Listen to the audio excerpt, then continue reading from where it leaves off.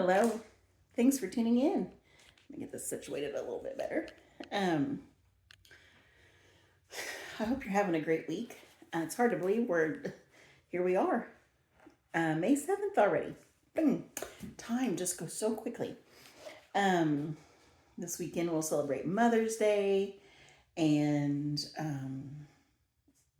yeah, then graduations are coming up and proms. It's fun to see all the pictures and anyway, a good friend of my daughter's got engaged this week, so that's exciting. And I think with so many, like that's the age that my girls are at, so a lot of their friends are getting engaged and such, and it really causes one to pause and think back to where I was at that age. Where were Bob and I in our preparedness for marriage at that stage of our life.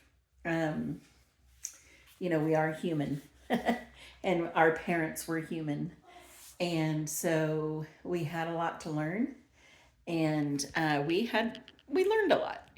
We did bring things to the table. Um, anyway, let's continue on just a little bit with where we left off the other day from our Love for a Lifetime book. Jesus spoke more about money than any other subject. So, the more you talk about something, especially from Jesus, evidently that was very important. Curiously, those with unlimited financial resources are in no less jeopardy. One of the richest men of his time. Oh, because we're continuing where we left off, which was couples breaking up because of money issues. And so what Dr. Dobson is saying here is it's interesting that even if you had tons of money, they're not in any less jeopardy of not succeeding in their marriage. One of the richest men of his time, J. Paul Getty, owned an estate that exceeded $4 billion in net worth.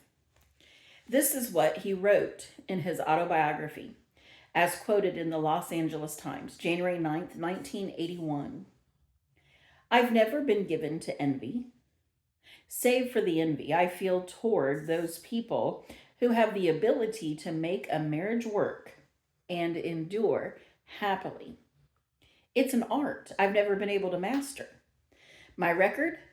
5 marriages, 5 divorces. In short, 5 failures.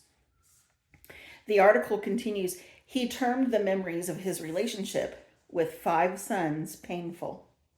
Much of his pain has been passed on with his money.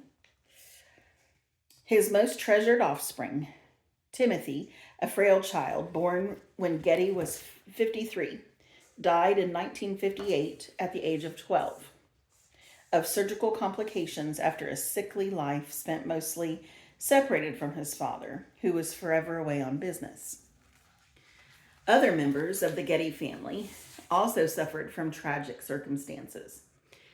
A grandson, J. Paul Getty III, was kidnapped and held for ransom for $2.9 million. When Getty refused to pay the held boy for 5 months and eventually cut off his right ear. When he refused to pay, they held that boy for 5 months and cut off his right ear. Getty's oldest son apparently committed suicide amid strange circumstances. Another son, Gordon Paul Getty, has been described as living a tortured existence. He was ridiculed in correspondence by his father and was the least favored son. Similar sorrow has followed other members of this unfortunate family. Not many of us will have to worry about managing an estate the size of J. Paul Getty's. But whatever our financial status, there are monetary principles we should understand and apply if we're going to protect our families. Because of the critical nature of this decision, we're going to turn to an expert for advice. Following is an edited version of an interview I conducted with Larry Burkett on a Focus on the Family broadcast. Larry is president of Christian Financial Concepts and has devoted his life to helping families live within their means. I believe the advice that follows will be especially helpful to young couples who are establishing lifelong spending habits. Now's the time to lay hold of these fundamental principles. So, if you're watching this and you're not a young couple, you can, but maybe you've not ever, maybe you two haven't learned to live with joy when it is regarding money with one another. You can start now. Bob and I were not newly married when we started our learning, our wisdom money ways. Let's put it that way. And basically learn to live within our means. Or if you're single, you can learn that. You need to learn that. Or if you are newly married, even if you're a widow and you didn't learn it, maybe your husband did all the finances and you just have no concept. Well, you know what? Join in. Everybody can start where they are and become better with their finances. And you don't let money master you. You're the master of that money. And it all belongs to God anyway. My granny used to have that scripture. I think it's in First Chronicles.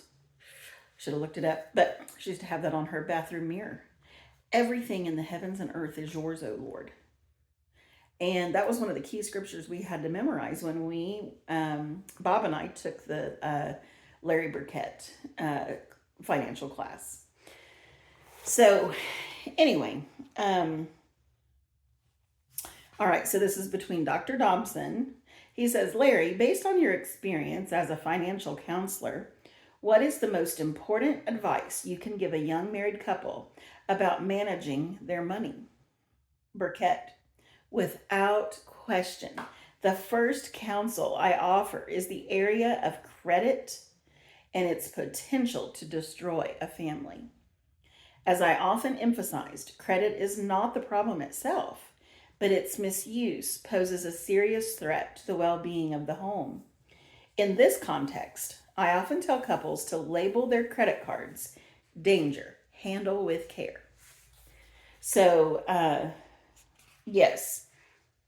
Here, let's finish that. Credit is so accessible in our society today. It can be used for every conceivable expenditure. It is very tempting for the typical family to use it to buy things they really cannot afford. By doing so, they don't avoid the inevitable payment, they only delay it, threatening their financial security in the future. Now, like I said, this was given to us in 1994. In 1994, we paid cash for groceries. We paid cash for gas. You paid your bills with checks or in person. You just walked in and paid your bill with cash. It was far different than now as far as credit card usage. And it's a game because these credit card companies entice people with the points and rewards or whatever. And, Dave Ramsey says no millionaire ever got rich from his credit card points. And Bob and I were a little bit different. Our thinking was a little different than Dave Ramsey's on that. And when I teach my classes, when I have taught my classes to students before, it is important in the beginning when you're first learning, do not use the credit card. I mean, for as much as you cannot, use cash because it's a visual for us and it can quickly get out of hand. And then you get your statement and you're like, maybe it's $200 more than what you thought. And you're like, that can't be right. And you start looking at it and you're like, oh, yeah, I did buy that shirt. And, oh, yeah, I forgot about those.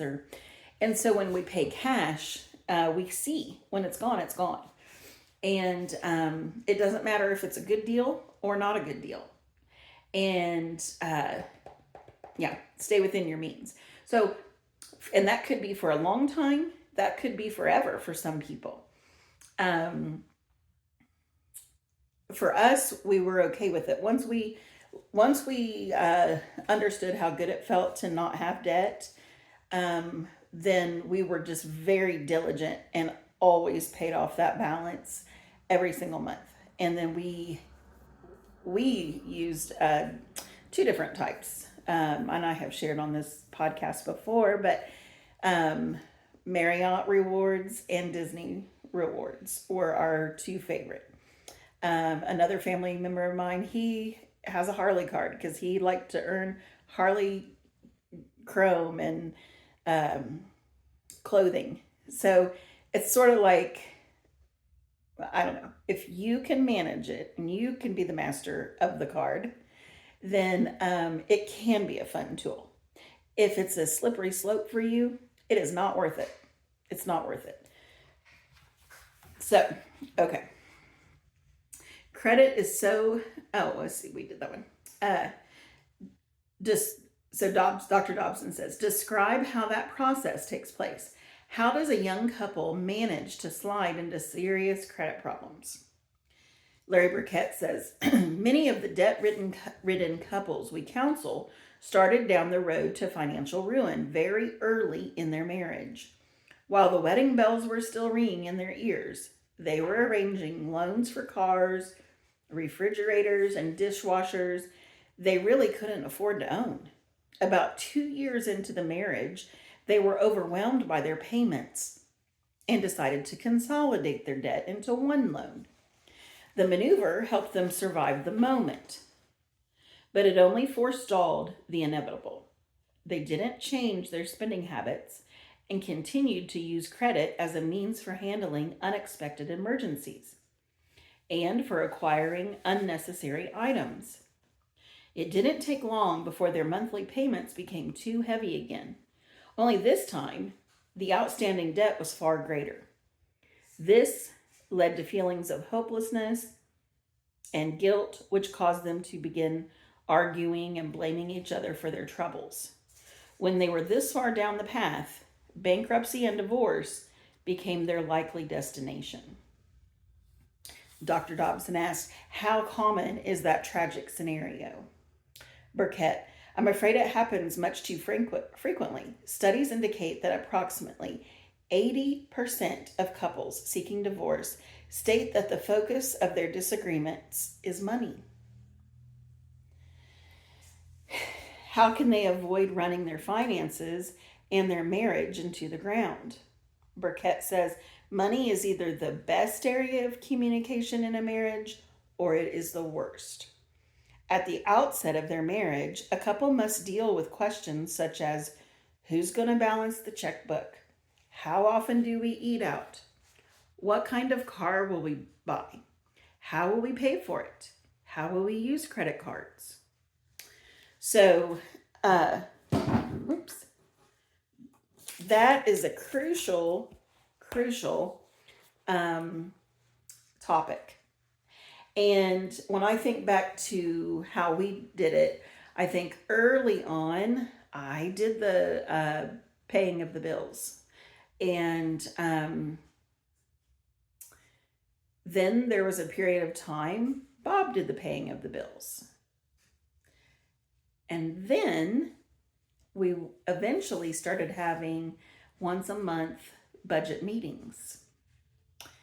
And we would talk about, because each month's kind of different, right? You have some things that are going to be like set expenses, but there is fluctuation. Your utility bill may be a lot higher in the winter than it is in the spring. And, whatever. There are fluctuations. Plus, how much are you having for gift giving this month? How many birthdays are there? How many weddings or graduations?